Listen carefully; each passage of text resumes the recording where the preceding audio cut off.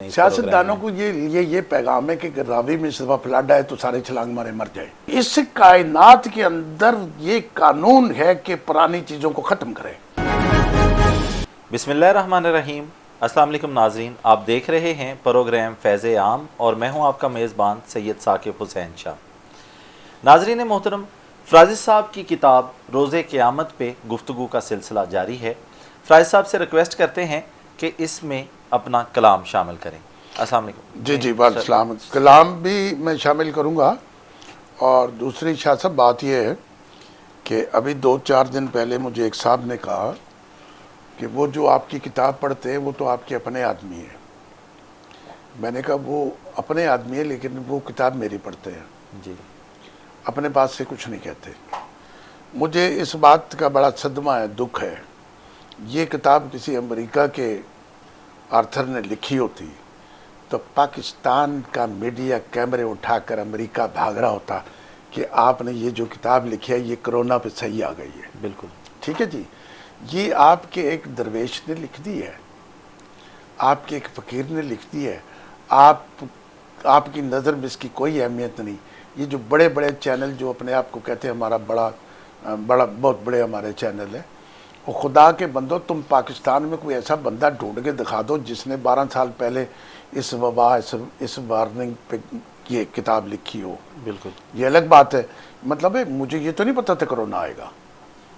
ठीक है, मैंने तो कहा तुम 30 दिन में लाख हो जाओगे, कोई बीमारी हो जाएगी तुम्हें या कोई वबा आ जाएगी।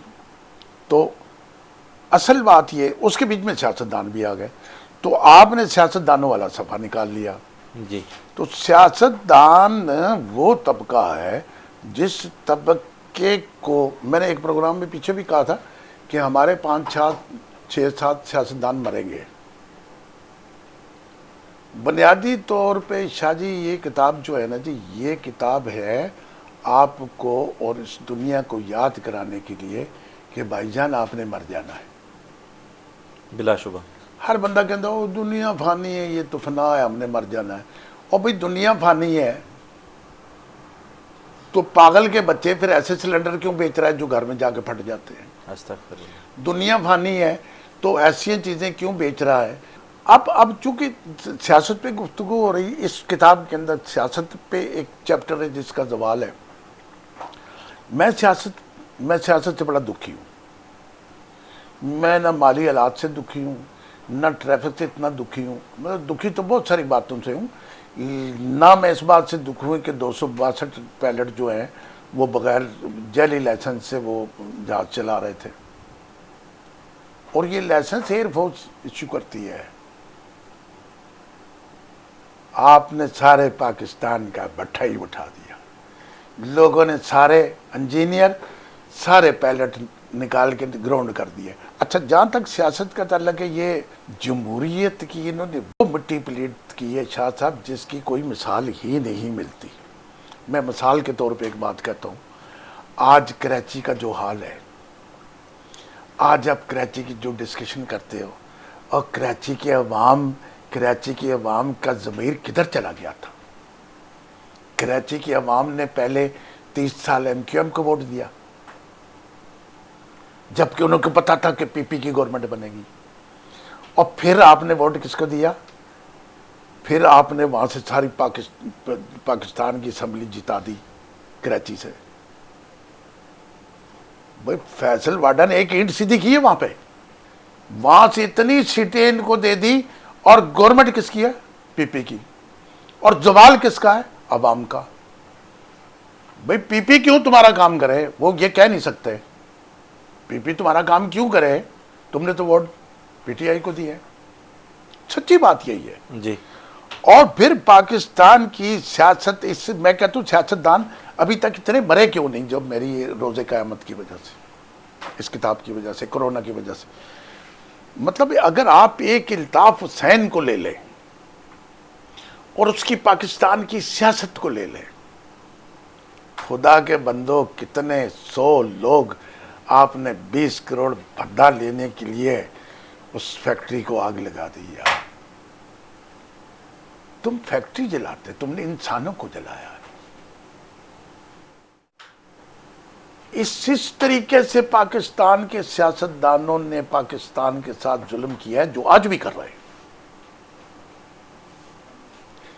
اب آپ مجھ سے یہ کہیں نا جی کہ پوچھیں کہ بھئی اگر یہ سیاستدان نہیں ہوں گے تو کون سیاستدان آئیں گے؟ جو جب عمران خان صاحب کی میں باتیں سنتا تھا مجھے لگتا تھا کہ بھئی ایک نئے لوگ آئیں گے، نئی سوچ ہوگی۔ وہ ایسے تھکے تھکے ہوئے لوگ جنہوں نے بجلی کے میٹر پیچھے کرائے ہیں، جنہوں نے سوئی گیس چوری کی ہے، جو آج بھی بوریوں کے حساب سے رشوت لے رہے ہیں۔ یہ گورنمنٹ ہے یار، یہ گورنمنٹ بنانی تھی آپ، یہ آپ کو اقتدار چاہیے تھا، یہ آپ عوام کی بھلائی۔ پھر دوسری بات یہ جو میں پچھلی پروگرام میں بھی کہہ چکا ہوں کہ 1.5-2 کروڑ بندہ، مجھے ایک بات بتائیں، میں آج پاکستان کی ساری عوام اور پاکستان کے جتنے ٹی وی میڈیا اور جتنے ان کے تجزیہ نگار ہیں ان کو ایک بات پوچھنا چاہتا ہوں، دنیا کے اندر اسمبلی میں ایک لیڈر وہ ہوتا ہے جو حکومت کرتا ہے، اس کے بعد جو بڑا لیڈر ہوتا ہے وہ اپوزیشن لیڈر ہوتا ہے، اور تم نے اپوزیشن لیڈر کی مٹی پلیت کر دی ہے۔ صرف 10 لاکھ ووٹ کا فرق ہے اس کے پاس۔ Sir next to prime minister ہوتا ہے ہاؤس کے اندر اپوزیشن لیڈر،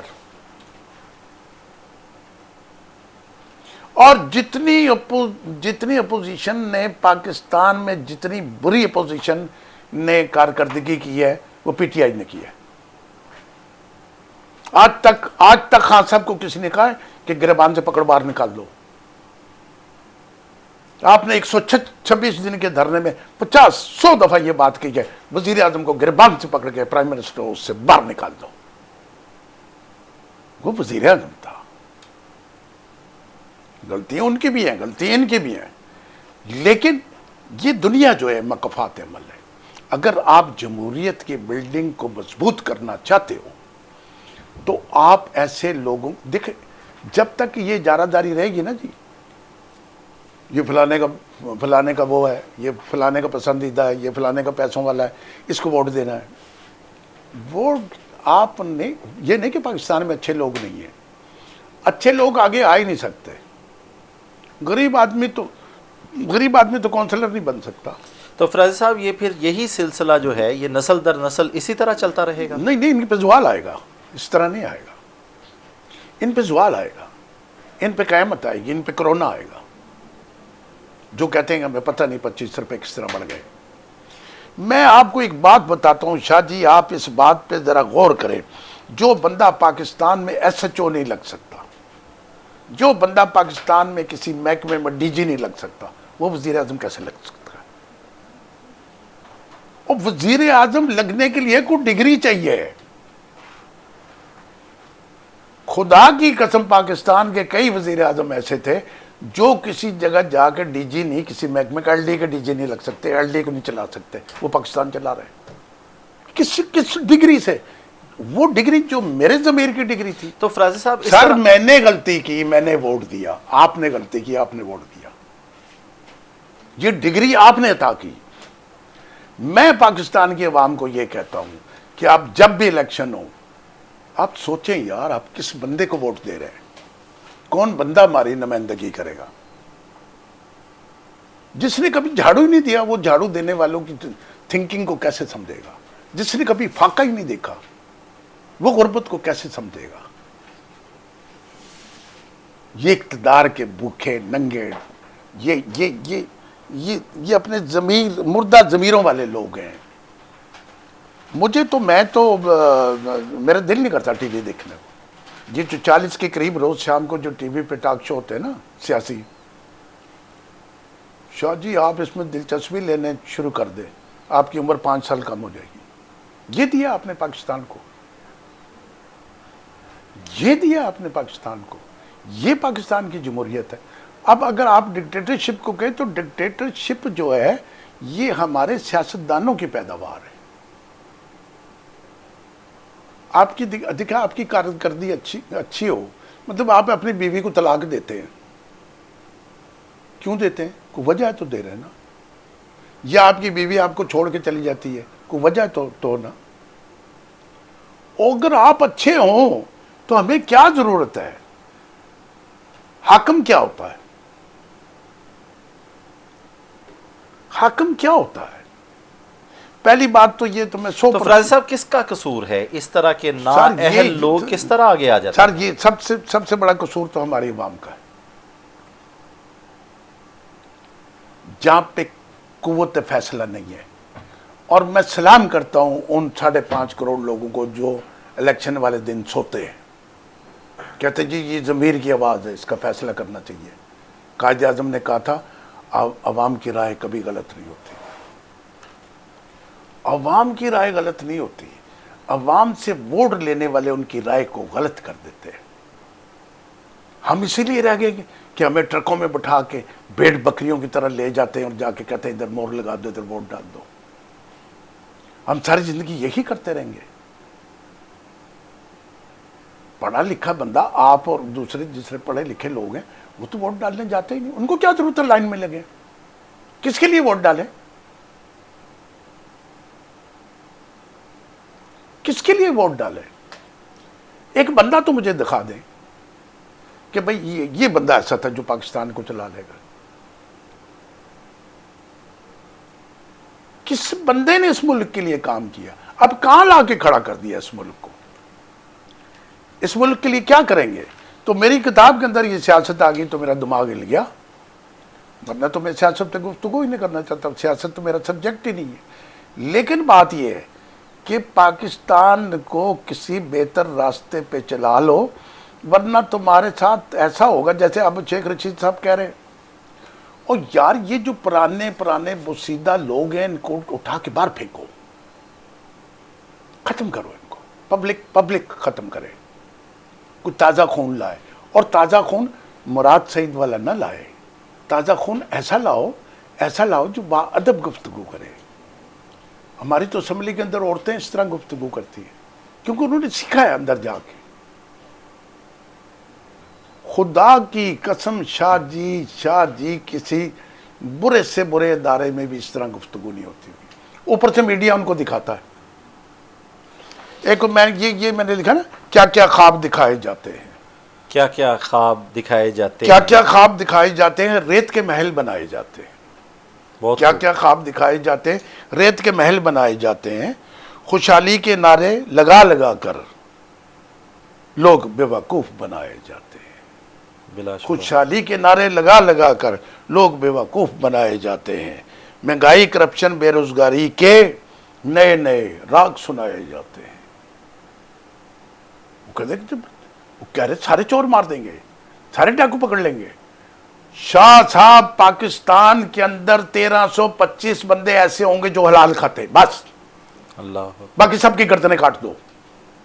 کوئی مشین ایسی ایجاد کر لو، اللہ تعالیٰ کو کوئی فرشتہ بھیج دے پاکستان میں ہر بندے کو چیک کرو یہ حلال کھاتا ہے کہ نہیں کھاتا.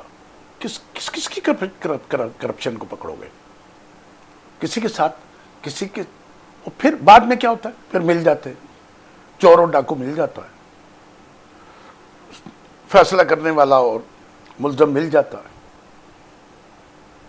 تھانہ اور کچہری مل جاتے ہیں، پٹواری اور سائل مل جاتا ہے. جب تک ہم سچے کھرے اور فیصلہ کرنے. اور پاکستان میں ایک قانون بننا چاہیے کہ جو آدمی 6 کروڑ ووٹ لے کر آئے گا وہی وزیر اعظم بنے گا، نہیں تو نہیں بنے گا. جاؤ. بہت خوب، بہت خوب. 11 کروڑ میں سے 6 کروڑ ووٹ لے کر آئے گا وزیر اعظم بنے گا، نہیں تو پھر الیکشن، پھر نہیں لے گا پھر الیکشن. اور اس آدمی کو آگے لاؤ جو آپ کی زندگی. ہماری زندگی کس نے سنوارنی ہے؟ ہماری زندگی ہمارے حکمران نے سنوارنی ہے. ہم تو خالی ووٹ دیں گے، ہم تو گدھے ہیں. اوپر ہمیں تو بھیڑ بکری کی طرح ٹرکوں میں لد دو اور لے جاؤ، کھوتے ریڑیوں پہ بٹھا کے لے جاؤ. کھوتے ریڑیوں پہ میں نے دیکھا کتنے چلے ووٹ پان چلے.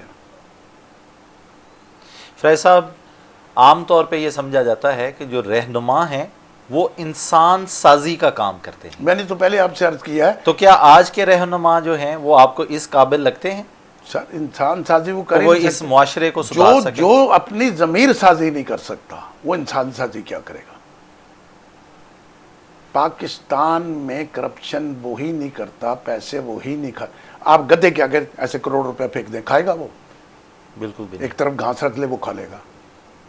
گدھا نہیں کھائے گا. انسان ہوگا تو کروڑ روپے کو چھوڑ دے گا. میں اس بات کو ممکن نہیں سمجھتا. صرف وہی نہیں کھائے گا جس کو یہ پتا ہو کہ مجھے روز محشر کھڑا کیا جائے گا اور مجھ سے پوچھا جائے گا تو نے حلال کھایا یا نہیں کھایا. فیض صاحب تھوڑا سا کلام تھوڑا سا رہ گیا. مہنگائی، کرپشن، بے روزگاری کے نئے نئے راگ سنائے جاتے ہیں. اقتدار میں آنے کی خاطر بڑے بڑے داؤ لگائے جاتے ہیں. اقتدار میں آنے کی خاطر بڑے بڑے داؤ لگائے جاتے ہیں. یہ دنیا غرضوں کی دنیا ہے. یہ دنیا غرضوں کی دنیا ہے. یا صرف پیسے کمائے جاتے ہیں. یہ دنیا صرف غرضوں کی دنیا ہے. یا صرف پیسے کمائے جاتے ہیں. پہلے عوام کے جھوٹے غم کھاتے ہیں، بعد میں خزانے کھائے جاتے ہیں. پہلے عوام کے جھوٹے غم کھاتے ہیں. کہتے ہیں تیرا تایا مر گیا. وہ میں نے پتا میں الیکشن چ کھلوتا تیرا تایا مر گیا. میں تو تیرے تایا نے بڑی محبت کرنا تھا. دل چ گیا جس لیے انہیں دعا کی ہے. دل چ کہہ رہے کتنے بیٹھی ایڈی بدبو آن رہی ہے کتنے فساد ہے. میں نالے دے کولے ووٹر بھی بڑے عجیب نے. آمین سم آمین. پہلے تایا مر گیا تو تسی اتنے چلے گئے ووٹر لینے سن. بعد وچ آپ مر گیا تو تسی وزیر بن کے تسی تو پھر گئے ہی نہیں اتنے. عوام کو انسان سمجھیں اور یہ سمجھیں کہ جب آپ اسمبلی کے اندر کھڑے ہوں تو یہ سمجھیں کہ اورنگزیب فرازی نے ہمیں ووٹ دیا تھا، وہ بار انتظار کر رہا ہے. یہ اس ووٹ کی وجہ سے میں اسمبلی کے اندر کھڑا ہوں. ہم پیروکار ہیں. جس کے پیروکار ہی ذلیل ہو جائیں گے، جس کے پیروکار ہی رسوا ہو جائیں گے، وہ لوگ کیا صاحب اقتدار ہوں گے. ٹھیک ہے جی. پہلے عوام کے جھوٹے غم کھاتے ہیں، پھر خزانے کھائے جاتے ہیں. ہم لوگوں کی تقدیر بدل دیں گے. ہم لوگوں کی اسٹیج پہ کھڑے کو کہتے ہیں ہم لوگوں کی تقدیر بدل دیں گے. ہاں جی. پھر خزانے خالی دکھائے جاتے ہیں. ہم تو تقدیر بدلنے آتے، خزانے خالی ہے. خزانہ ہی خالی تھا. ٹھیک ہے جی.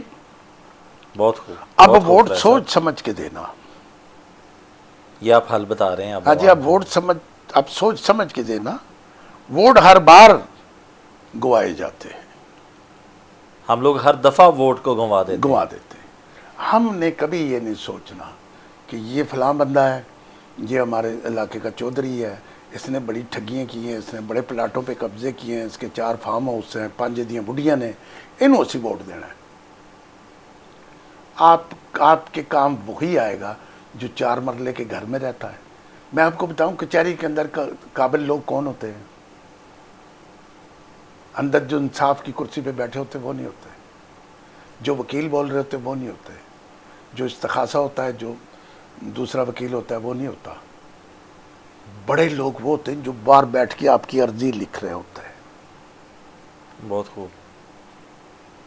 جس کو بڑے لوگوں کی شناخت ہو گئی، جس کو یہ سمجھ آ گئی کہ یہ عرضی لکھنے والا بندہ یہی تو بندہ تھا. یہی بندہ تھا. بہت خوب. عرضی لکھنے والا بندہ ہی تو اصل بندہ تھا. وہ تو بندہ ہی کچھ نہیں تھا جو اندر جا کے جھوٹی گواہی دے رہا تھا. اللہ اکبر. تو چونکہ میں نے لکھا ہے کہ اس میں سیاستدانوں کا بھی زوال ہوگا. یہ کرونا میں وہ بھی مریں گے. میں بدعا نہیں دیتا، لیکن انسان کے اعمال یہ ثابت کرتے ہیں کہ تو کس صدمے میں مرے گا. اللہ کرے یہ کتاب پاکستان میں اسٹیبلش ہو، اس کے ہر صفحے کو پڑھا جائے، اس کی ساری تھیم کو سمجھا جائے تو آپ کو پتہ لگے گا. بہت خوب ہے صاحب. لوگوں کو پتہ لگے گا کہ یہ کیا لکھا ہے. اور چونکہ پروگرام آپ کا لمبا ہو گیا، جمہوریت کوئی چیز نہیں ہے. جمہوریت کے جو معمار ہیں نا، جو جمہوریت کی بلڈنگ بنانے والے ہیں، وہ سیاستدان ہیں ازل سے. فیض صاحب سیاستدانوں کے لیے کوئی پیغام دیں اپنے. سیاستدانوں کو یہ پیغام ہے کہ راوی میں صبح فلڈ آئے تو سارے چھلانگ مارے مر جائے.